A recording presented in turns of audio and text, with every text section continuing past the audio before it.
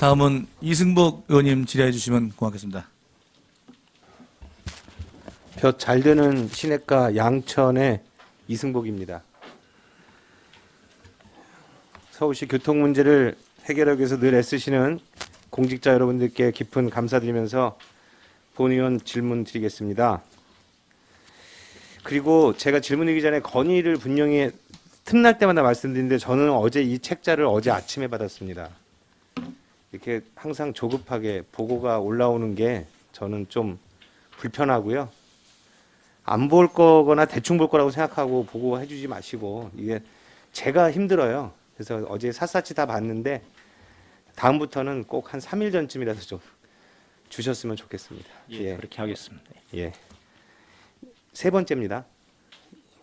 이렇게 요청드린 게 페이지 58페이지 교통 지도단속 및 운송 질서 확립, 추진 실적, 축제 행사장 및 주정차 위반 차량 특별 계도 단속 좋았습니다. 7,032건인데 과태료 부과가 불과 491건입니다. 저는 이런 거에 대한 행정 대집행은 강력하게 돼야 된다고 보고요. 가장 최근에 있었던 것 중에 정말 우리 시민들의 의식 수준과 우리 공권력이 얼마나 부재하고 있는지를 보여줬던 것들이 이태원 사고 이전에 불꽃 축제할 때 강변북로에서 그 교량상에서 달리던 차들이 전부 서가지고 불꽃 축제를 관람하고 경찰 및 공무원들이 그렇게 소리를 지르고 차를 빼라고 해도 빼지 않고 그냥 그 상태에서 2차선이 막아졌던 사진을 본 적이 있습니다. 그 기사 나온 거 기억하시죠, 실장님? 예, 기억하고 있습니다. 네. 앞으로 특히 이러한 그 안전에 관련된 이런 문제들, 자신의 편익을 위해서 공공질서를 해치는 이러한 문제들에 대한 강력한 단속 의지를 실장님께서 주도적으로 해줬으면 좋겠다라고 생각을 하고 이제부터 질의를 드리겠습니다. 반드시 그렇게 해주셔야 됩니다. 그렇지 않으면 제2, 제3의 사고가 계속 생깁니다. 39페이지 보시겠습니다. 민자 경전철 재정 지원 좋습니다. 없는 돈, 우리 시민들이 애써서 낸 돈으로 또 이렇게 타고 다니는 발에 대해서 재정 지원하는 거 말은 좋은데, 우이 신설선 예측 수요 13만 대비 6.5만 명 이용. 예측 자체가 보수적인 게 관행입니다. 이거 도대체 누구 좋으라고 이런 결과가 나왔는지. 그 다음 두 번째 신림선 예측 수요가 13만 대비 5.7만 명입니다. 예를 들면 13만 명이다 그러면 한 9만 명까지만 와도 본 의원이 이렇게 화가 나지 않습니다. 그러면 그동안에 이 예측을 하신 분들이 전문가 집단이나 분들이 예측을 해서 대규모의 자본이 투입돼가지고, 자본이라 하면 여기서 세금입니다. 세금이 투입돼서 우리들의 발휘되겠다고 했는데 절반도 못 미치는 수준의 이용률이라고 하면 예측 자체가 잘못됐던 거고요. 이 공사는 해서는 안 됐었어야 되는 겁니다. 제 생각은 그렇습니다. 다른 방식을 택하든지 아니면 예측 자체가 보수적으로 돼서 그 사업을 최소화하든가 아니면 충분히 시민들을 설득을 하든가 다른 교통 대체 수단을 더 많이 투입하든가 이런 데 쓰였어야 되는데, 이건 사회 인프라 구조, 인프라 만드느라고 돈 쏟아붓고 그 다음에 효율성 없는데 책임은 아무도 질 수 없는 상황이 되어버렸습니다. 심각히 반성해야 됩니다. 이걸로 인해서 결국적으로 돈을 버신 분들은 딱 토목공사하고 시공하신 시공사 관계자 외에는 시공사 관계사 외에는 지금 여기서 어느 누구도 이익을 가져갈 수 없는 구조예요. 근데 이런 거에다 지금 명약 관한 이런 것에다 계속 재정을 투입해야 된다는 이 불편한 사실, 실장님 어떻게 생각하십니까? 예, 의원님 지적하신 게 저도 100% 동감을 합니다. 그렇지만 이제 이 철도라든가 교량 등 도시 SOC 사업들은 일정 부분 필요한 요소들이 있기 때문에 재정을 전제로 해서 사업이 이루어지는 경우도 있습니다. 물론 수익 대비 비용 이거 전체 맞춰가지고 효율적으로 운영하기 위해서 추진하는 게 바람직한 방향이지만은 일정 부분에 있어서는 그렇게 안 되는 부분들이 저로 발생하고 있기 때문에요. 이제 중요한 것처럼 수요 예측을 좀 더 보수적이고 타이트하게 해서 그 사업이 수요에 정확하게 못 미치면 과감하게 타결하는 이런 노력들이 필요하다는 것에 대해서 전적으로 동감을 합니다. 이거 책임은 누가 지시죠? 결국은 이제 운영 기관에서 결국은 재정적으로 부담할 수밖에 없는 부분입니다. 이거에 대한 책임은 결국 시민의 주머니입니다. 최종 귀결 문제는 시민의 주머니예요. 시민들의 피땀이 모여서 이 재정 부담을 해줘야 되는 상황이에요. 그렇습니다. 네. 나 잠깐 편하겠다고 찬성하고 좋아했을 수는 있는데 궁극적으로는 내 주머니에서 그게 나가는 겁니다. 행정에 대한 적합성, 적절성, 적확성 이게 굉장히 중요하다고 판단이 되고요. 거기에 연해서 19페이지 보시겠습니다. 지하철 1, 2기 사업 완료 후 철도 소외지역 경전철 사업 본격 추진. 지금 서울 시내가 초고밀도로 개발이 되어 있고 인구가 밀집되어 있는 곳인데 여기에 과연 경전철이라고 하는 부분이 맞는 것이냐. 차라리 그 돈 있으면 본선에 대한 지선들이 더 확대돼야 되는 게 맞지 않느냐. 교통의 확장성, 그다음에 추후의 미래의 어떤 확장성을 봐서 어차피 투자하는 거니까 저는 그렇게 생각하고요. 이거 경전철 사업 본격 추진인데 말씀드린 대로 수익성하고 타당성은 어떻게 해결하시겠습니까? 여기에 죄송합니다. 여기에 아주 잘못된 예가 하나 들려드리겠습니다. 지금 서부선이 지금 되고 있는데 이게 지금 좀 소란한 상황인데요. 102번 역사가 세전력, 응암초교, 명지대 정문 이렇게 지금 구체화되었어요. 최근까지. 그런데 원래는 세전력, 충암초교, 명지대 사거리로 돼 있었어요. 근데 이게 어떤 이유인지 이게 어느 순간에 바뀌었습니다. 그럼 이제 저는 여기서 어떻게 바뀌든 이게 뭐 은평으로 가든 서대문으로 가든 저하고는 상관관계 없어요. 그런데 중요한 건 세전력에서 응암초교까지 740m입니다. 세전력에서 충암초교까지 1100m입니다. 가장 정치적으로 내지는 어떤 이유에서든지 나쁜 사례를 드리겠습니다. 5호선 신정역에서 목동역 최단거리죠. 전체에 있는 역사 중에 최단거리입니다. 불과 450m, 500m, 600m가 안 됩니다. 역사대 제일 먼 곳으로 따져도.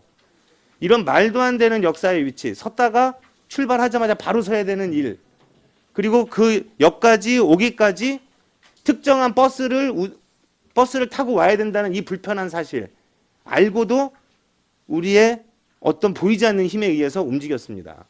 이렇게 왜 움직였는지 이 부분에 대해서 명확하게 저는 지금 들었으면 좋겠습니다.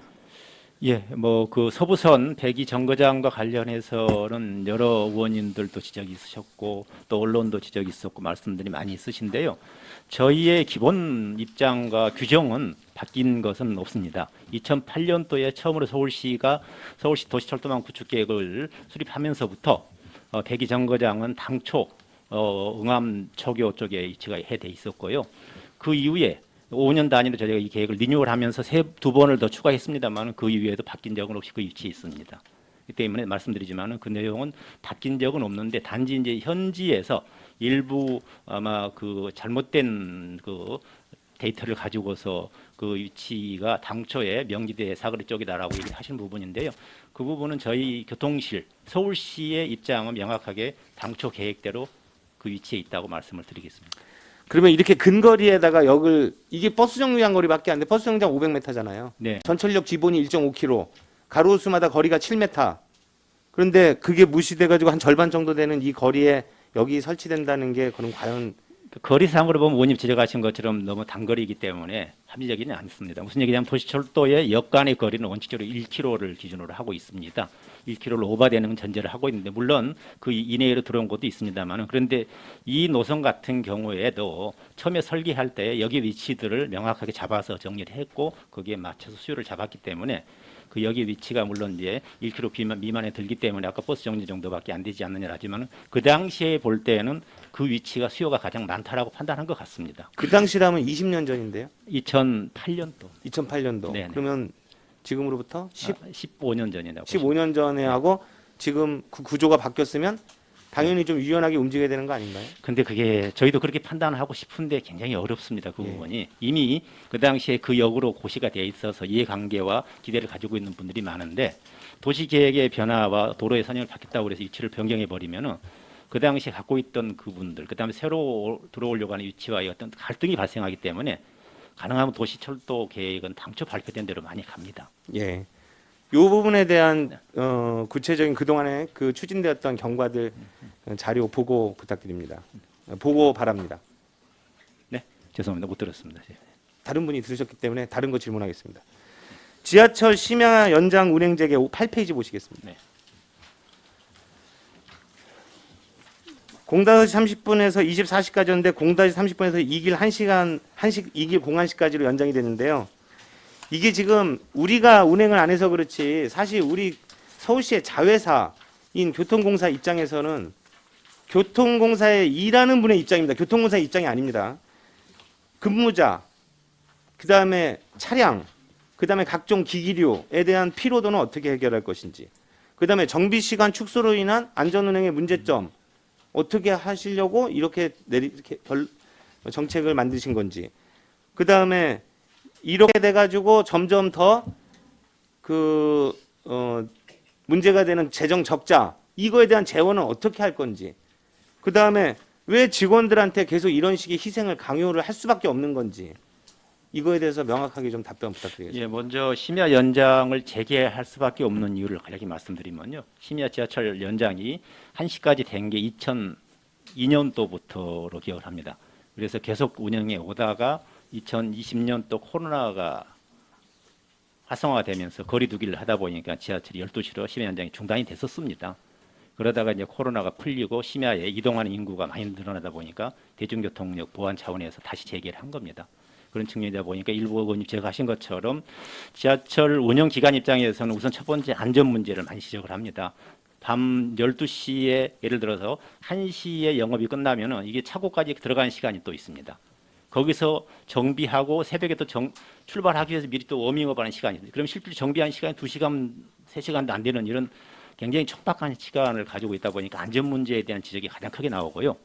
두 번째는 또 이제 그 시간대에 종사하는 근로자들의 어떤 피로도 문제들, 이런 부분들이 많이 제기되고 있습니다만은, 그래서 저희가 이 부분들을 가능하면 심야 연장을 운행을 안 하려고 저희도 계속적으로 중심을 잡고 정책을 홀딩을 했었습니다만은, 결국 심야에 택시난부터 해서 상당한 이동에 대한 민원이 제기되면서 부득불 1시간 과거했던 걸 다시 끌어오게 된 겁니다.